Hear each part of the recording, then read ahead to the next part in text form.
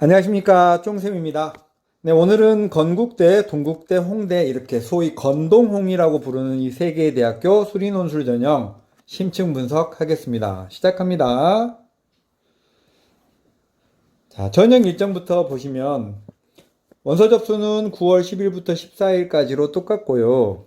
시험은 홍대는 10월 9일 수능 전에 봅니다. 근데 홍대는 10월 9일이면 서울시립대도 10월 9일에 보죠. 그래서 시험 시간을 확인하시고 시립대와 공대를 같이 쓰실 분은 시험 시간을 확인하시고 겹치지 않게 써야겠죠.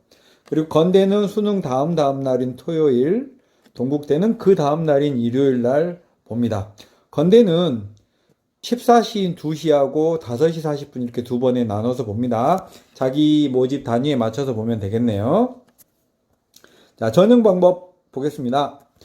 자, 건대는 미적 또는 기하 필수인데 동국대는 선택 과목 지정은 없어요. 그치만 어차피 논술이 경우의 수인 확률 통계도 나오고 미적도 나오고 하니까 미적 기하를 보는 게 좋겠죠.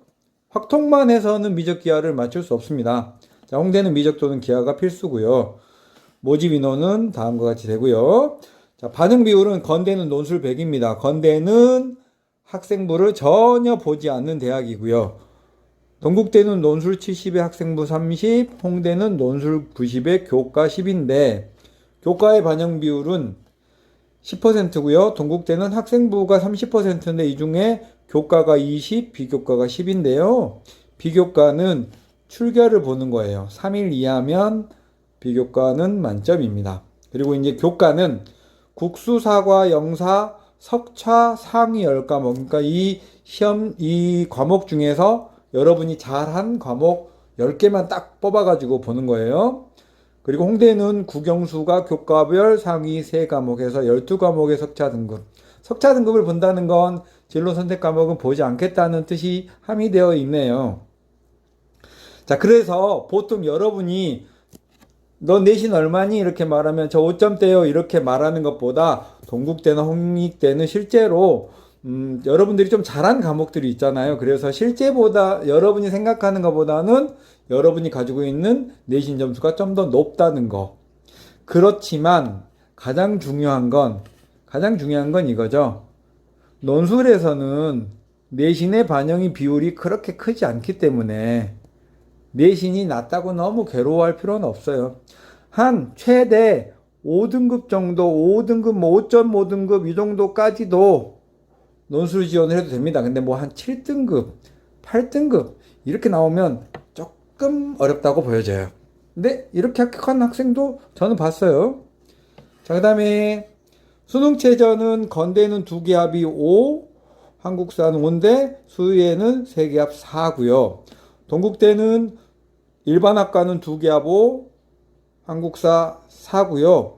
약학과는 3개 합 4예요. 따로 적어드릴까요? 동대 약학은 3개 합 4인데 조금 조심할 점이 있어요. 동대는 일반학과는 수학을 꼭 포함해야 되고 약학과는 수학이나 혹은 과탐을 포함해야 돼요.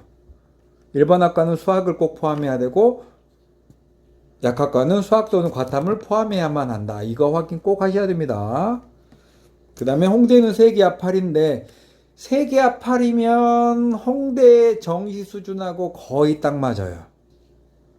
그래서 3개 합 8이면 상당히 센 최저라고 볼 수 있어요. 네. 그래서 홍대는 최저를 맞출 정도 9월 평가원 시험 보고 최저를 맞출 정도가 된다면 홍대는 응시하시는 게 좋겠습니다. 자, 그 다음에 비교 내신. 건대는 뭐 교과를 보지 않으니까 비교 내신이 필요가 없는 거고 동국대는 2020년 2월 이전, 홍대는 2019년 2월을 포함한 그 이전에 졸업자들은 비교 내신이다.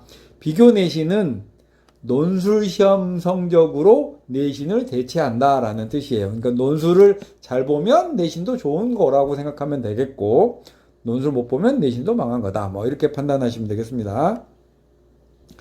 자, 그 다음에 의료계열 학과는 제가 따로 한번 다 모아서 설명을 드려야 할 텐데요. 건대 수의에는 아까 말씀드렸듯이 세기합 4, 한국사 5, 동국대 약학과는 세기합 4에 한국사 4인데 세기합에는 수학 또는 과탐을 최소 한 과목은 포함해야 한다. 자, 그 다음에 시험 정보로 가보시면 건대는 수학하고 물화생 중에 한 과목을 봅니다. 보통 건대는 수학이 두 문제고요. 과탐이 한 문제예요. 수학은 두 문제인데 각 문제당 소문항이 2개씩 정도 있고요. 과탐도 마찬가지로 소문항 2개 정도가 있습니다. 그 다음에 건대는 지금까지 출제됐던 게 재작년까지는 기하에서도 내기도 하고 미적분에서 내기도 하고 어떤 단원이 정해져 있지 않아요. 작년에는 미적분에서 냈습니다. 동국대는 수학만 보는 대학이고요. 동대는 수학만 보는 대학이고 세문항이에요. 그리고 각 문항당 소문항이 2개 또는 3개 정도 있습니다.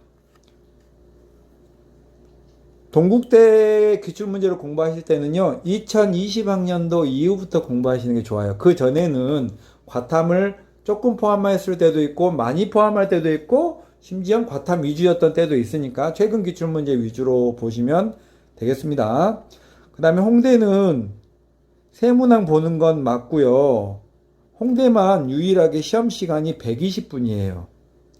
그러니까 시험 시간이 길다는 건 문항이 많다는 거죠. 홍대는 세문항인데 각 소문항이 보통 5개 정도 있어요. 그러니까 홍대는 문제가 되게 많은 거예요. 네, 그리고 배점은 1번 25%, 2번 45, 과탐 30%고 출제 범위는 기하를 제외한다. 되게 반가운 소식이네요. 시험 시간 100분이고요. 동국대는 교과과정 전체 수학 세문항 90분이니까 동대는 시험 시간이 조금 짧은 듯 하네요. 홍대는 수학 세문항에 소문항이 각자 5문제가량 있다. 되게 많다. 120분이다. 그 다음에 과탐을 보는 건대는 지정학과가 있어요. 물리를 지정한 데는 물리학과, 기계항공, 전자공학, 화학을 지정한 데는 화학과, 미래에너지공학이고요. 여기에 적혀져 있지 않은 대학은 지정이 안 돼 있으니까 여러분이 물화생 중에 한 과목을 선택하여 보면 된다는 거죠. 자, 지원 현황 및 전략을 보시면 홍익대는 수능 전에 시험을 보는 대학이어서 다른 대학 두 대학보다 경쟁률이 좀 낮죠.